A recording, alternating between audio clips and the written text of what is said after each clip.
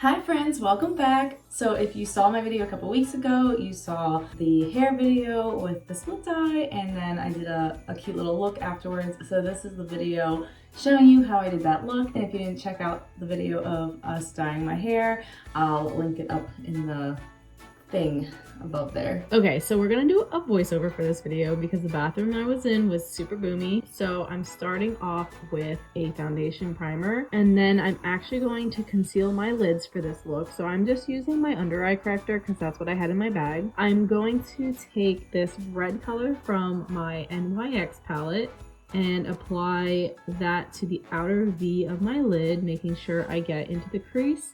And I'm just building this up until I'm happy with the amount of color on my lid. And then I guess I'm just gonna apply this white color without showing you what it is. So I'm just applying that to the lid and blending it into the red slightly. This is going to be a transition color so that our green and red do not mix together, because as you know, red and green are complementary colors, and when you mix them together they turn into a brown. Next, I'm taking this green color from the NYX palette and applying that to the inner lid, blending it into the white, but making sure that I keep a little bit of the white showing. Then I'm taking the Golden Possibilities color from the Mary Kay Warm Hues palette and applying just a little bit more of that right in the center of the lid. And I'm going to add a highlight to the brow bone and the tear duct as well. Now that the eyes are done, I'm going to use my beauty blender to apply my foundation and under eye corrector. I'm not really sure which foundation I used here, but I'm assuming it's either going to be my Mary Kay CC cream or the Luminous 3D foundation. Then I'm applying my highlight and contour using these At Play cream sticks, which I absolutely love the cream sticks. They're just so easy to work with. And I'm just now noticing that I didn't even use blush for this look,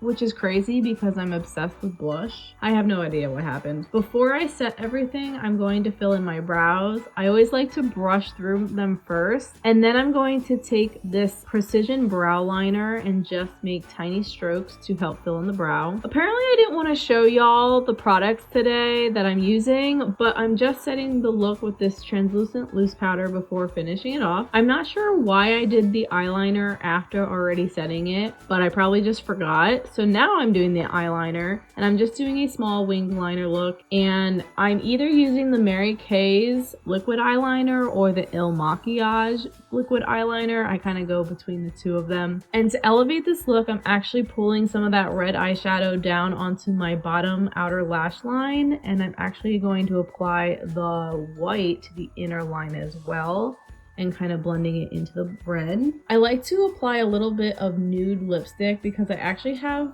really dry, cracked lip. And this kind of just fills that in a little bit and hides it a little bit. So when I put my colored lipstick on, it doesn't show as much. And then of course we need mascara. I'm using the Panorama mascara. And then I just repeated this like 5 times until it was dramatic enough.